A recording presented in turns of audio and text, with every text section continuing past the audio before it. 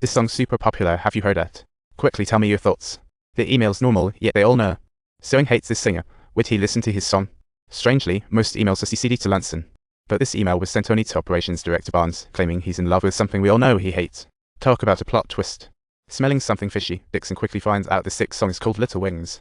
At that moment, Jack's brain clicks, and he digs up a file with a federal defense project. The project's name is Little Wings, and it's New Era's biggest contract ever. What a coincidence. The total amount hits 9 digits, but the file reveals nothing about Little Wings. So mysterious. All I know is they made secret deals with Senator Lava for the project. Covert ops. Mentioning Lava, O'Donnell candidly says his political stance is unpredictable. Cash is all it takes. To learn project details, he'll have to talk to Lava. But politicians are guarded and approachable. But no worries, because the legislative aides know the ins and outs.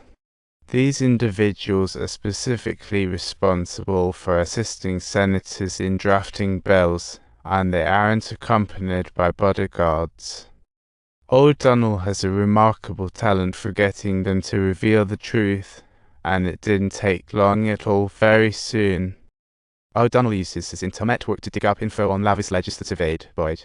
This guy is no pushover. He had multiple DUI in college and dabbles in vice, relying solely on his parents' connections to get where he is now. And he just found out Boyd is attending a music fundraiser in Boston tonight. What a great opportunity. Time is of the essence, so they decided to split up, and sure enough, O'Donnell runs into 2 shady dealers.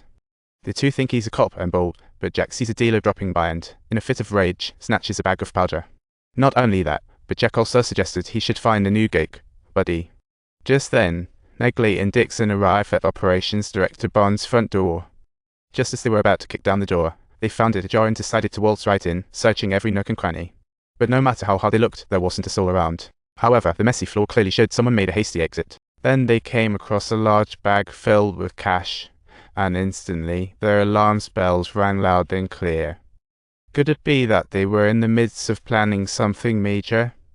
At the concert, they are ready to set a trap for the legislative aide, with Dixon faking a lost OS and crash landing right in front of Boyd. He pretends to be lost and needs help finding a seat, and lo and behold, the creep bites the bait.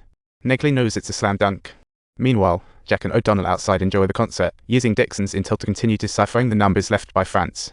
Jack's grinning from ear to ear, as if he just won the lottery. See, I did the math, and there are 2197 in total. Regardless of what they are, they've succeeded just 1547 times. The funny part?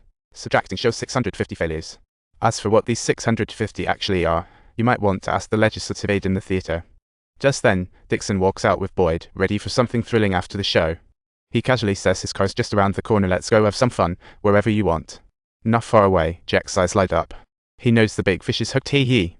Once in the car, Boyd's eager to dive in, only to find Dixon pulling out some powder, suggesting a little appetizer first. Boyd, in a rush, doesn't give it much thought and takes a casual hit, only to instantly realize the police are right there. What an awkward moment. Boyd. They pressure him into revealing some awkward truths, courtesy of Jack's buddy Oscar bringing the goops too late. It's already a story because when they came to look for him, the minister already took a ride in this car. This is all wrong, and it's all just a melting pot of chaos in America. Boyd's eyes start flickering, and Jack senses it's go time, demanding full disclosure on Little Wings.